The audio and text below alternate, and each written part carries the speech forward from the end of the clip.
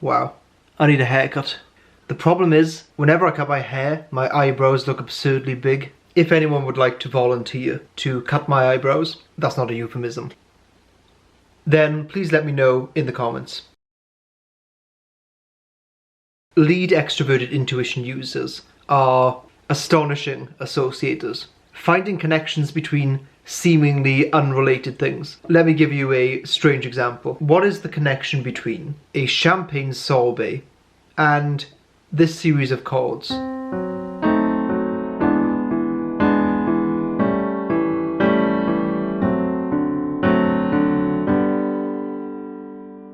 Both of those two things have the exact same function. The champagne sorbet is designed to cleanse your palate by removing the taste of the meal you've just eaten, so it doesn't blend disgustingly with the dessert you're about to eat. The series of chords, known as dominant 7 chords in this case, are designed to take you from one key to another. So the group of notes from the original key don't blend or clash dissonantly with the notes from the new key. Both the sorbet and the chords are palate cleansers for one of your senses. In this case, taste and hearing. Extroverted intuition DOMs can make these connections instantaneously to the point where by the time they've told you what the insight is, they're already 10 steps down the line of connections, which means in order for the rest of us to catch up, they often have to backtrack.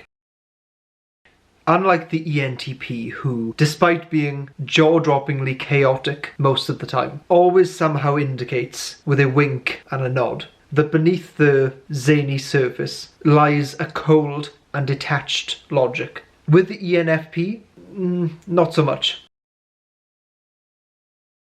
Having extroverted intuition and introverted feeling as your top 2 functions makes you, in a word, idiosyncratic. Introverted feeling doesn't hold extroverted intuition to the same kind of rigorous logical standards that TI does. And importantly, it doesn't consult the opinions, vibe, and feelings of others, or seek a kind of general consensus in the same way that extroverted feeling does. The result is an extroverted intuition that is entirely facilitated by the individualism of FI.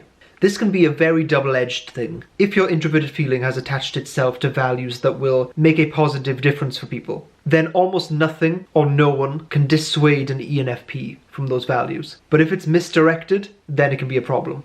So we're going to have an ENFP guest on very soon to discuss both her type and the function of extroverted thinking and how that manifests in ENFPs. So stay tuned. ENFPs have extroverted thinking as their 3rd function, and also ENTPs have extroverted thinking as the demonstrative function in socionics, which roughly means that they can be very good and adept at it, but don't necessarily value it as a function. Either way, I've noticed that both the NE DOMs can be exceptional organizers. They can very seamlessly and quickly create a vision and map out the individual steps needed to get there. However, visions and plans exist on 2 planes.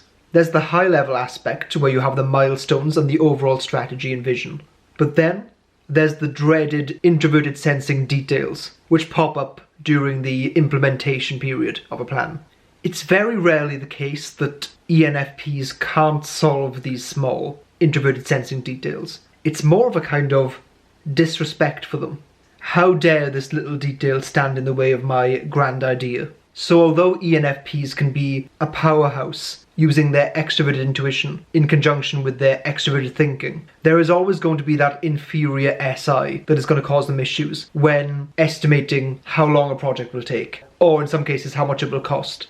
Another extroverted intuition trait that I've noticed is simply the lack of desire to put things into practice. I have an ENFP friend who has literally generated business plans that are perfectly formed, and I'm sitting there in awe, saying, shouldn't we do this? Precisely at the moment that they've finished saying the idea, the life just drains out of them. The idea is the drug. The insight is the addiction. Proving that their ideas are legitimate and can work and have value is often more important and desirable than actually putting the idea into practice.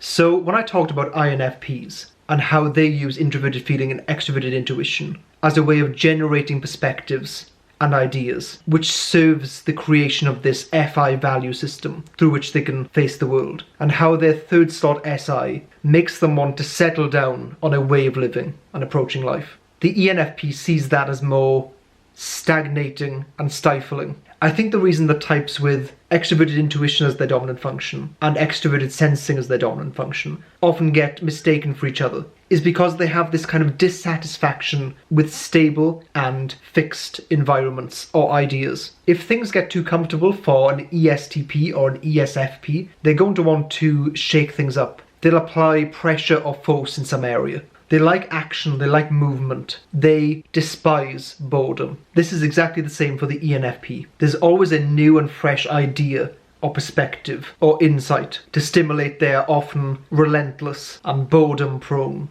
brains.